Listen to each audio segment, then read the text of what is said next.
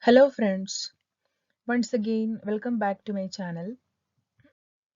In this video, we are going to discuss about one of the important phenomenon or effect that we can found in the long or medium transmission lines, that is Faraday effect.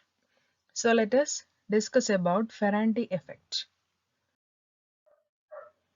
So Faraday effect is nothing but it is the effect in which the voltage at the receiving end of the transmission line will be more than the voltage at the sending end. So the voltage at the receiving end of the transmission line will be greater than the voltage at the sending end of the transmission line. That effect is known as Faraday effect.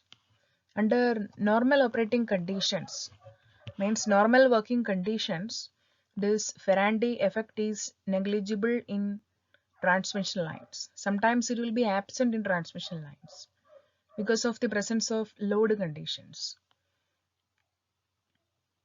This effect is commonly occurs in medium or long transmission lines. In the case of overhead lines, for short transmission lines, the effect is very negligible. So the effect will mainly occurs in medium or long distance transmission lines.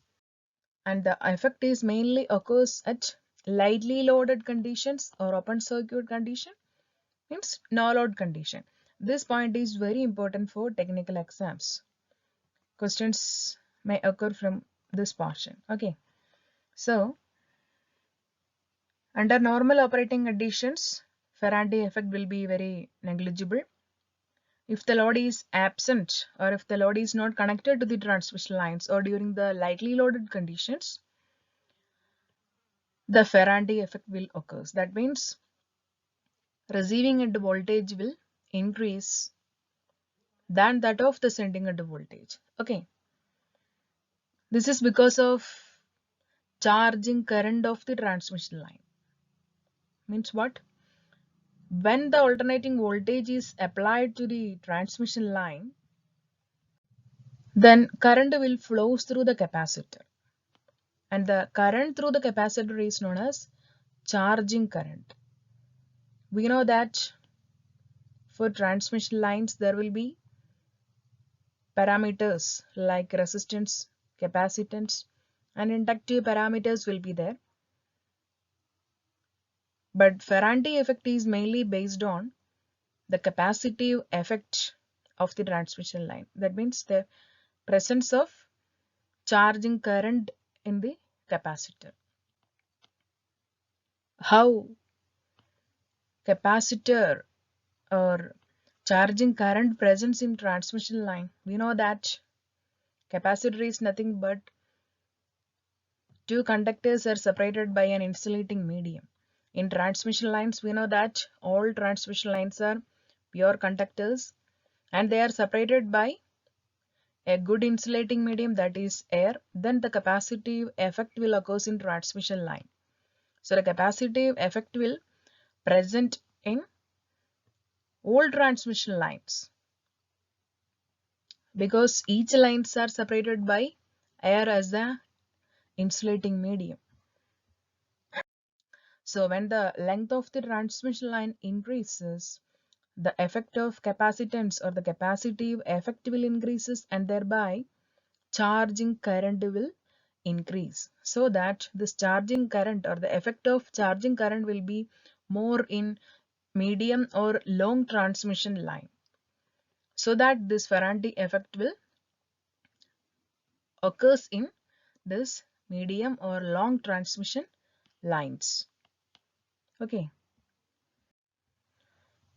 if no load is connected to the transmission line, the charging current will occur because the current drawn by the capacitor will be more than that of the current taken by the load. So the influence of charging current will be more than that of the load current, so that this effect will predominant in medium or long transmission lines. Okay, generally It will occurs in transmission length having above 240 kilometers, that is a normal range. Okay. Now we are going to discuss about what are the major methods that we can adopt to reduce the Faraday effect. First one is by placing shunt reactors at the receiving end of the transmission lines. Shunt reactors, they will absorb the reactive power generated by the capacitor, and normally they are connected in parallel with the transmission lines. Normally these shunt reactors will provide an inductive current element that will provide the effect of inductance. Okay, and they will compensate the capacitive current, and thereby the effect of Faraday effect in transmission line can be reduced by using this shunt reactors. So this is one of the important point for technical exams. What is the use of shunt reactors in transmission lines? Answer is nothing but reduce the Faraday effect in transmission line. Okay. And the second method that we can adopt to reduce the Faraday effect, that is operate the transmission line with higher loads. You know that it will occurs normally at light or no load condition or open circuit conditions.